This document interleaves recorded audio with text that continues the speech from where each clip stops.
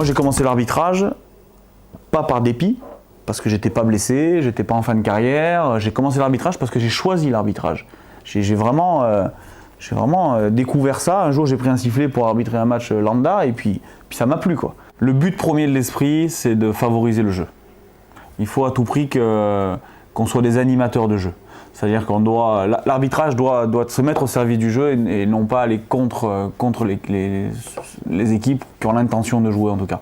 Donc on essaie d'inculquer à nos arbitres, que ce soit ici en Côte d'Azur ou en PACA plutôt, que ce soit dans le nord-est, dans le nord-ouest de la France ou autre, on essaie toujours de donner la même philosophie. Vraiment, l'arbitrage doit être au service du jeu, c'est ça l'esprit.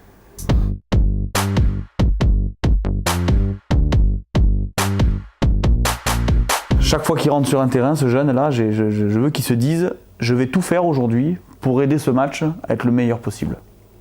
Je crois que quand tu rentres pour ça, c'est une bonne chose. Quand tu deviens arbitre, tu deviens meilleur homme. Ça, c'est indéniable. C'est-à-dire que tu apprends à prendre des responsabilités, tu apprends à prendre des décisions qui ne sont pas toujours faciles. Et prendre des décisions, ça fait partie de notre monde, hein. On prend des décisions au travail, on prend des décisions à la maison, on prend des décisions tout le temps. Et quand on est sur un terrain, on prend des décisions pendant 80 minutes. L'erreur d'arbitrage existe, hein, comme l'erreur de management pour un coach, comme l'erreur de joueur, le 2 contre 1 mal négocié, le mauvais jeu au pied ou autre. Et l'erreur d'arbitrage arrive, puisque de toute façon, on est des hommes et l'essence de nous, c'est de faire des erreurs. Donc, et elle pèse derrière, ouais, elle pèse. Et surtout, alors elle pèse tout le temps, mais pas de la même manière quand on est en fin de championnat. Comme là, il reste quelques journées de championnat de top 14 et tout est important. Tous les matchs que nous arbitrons sont importants, aussi bien en bas qu'en haut, et on en est conscient. Et on essaye de se rapprocher à la perfection, proche de la perfection, mais c'est pas toujours simple.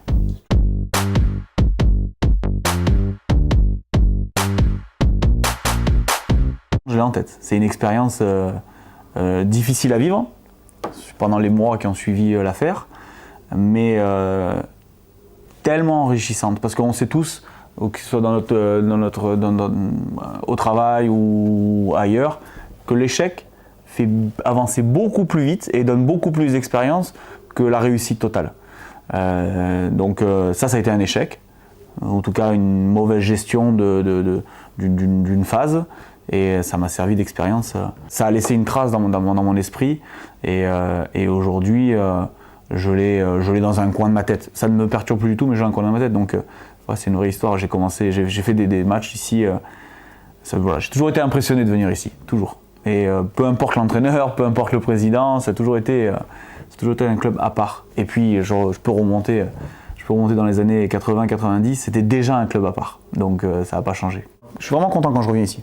Moi, j'aime bien venir arbitrer ici. Alors le public pense ce qu'il pense, mais moi je les aime.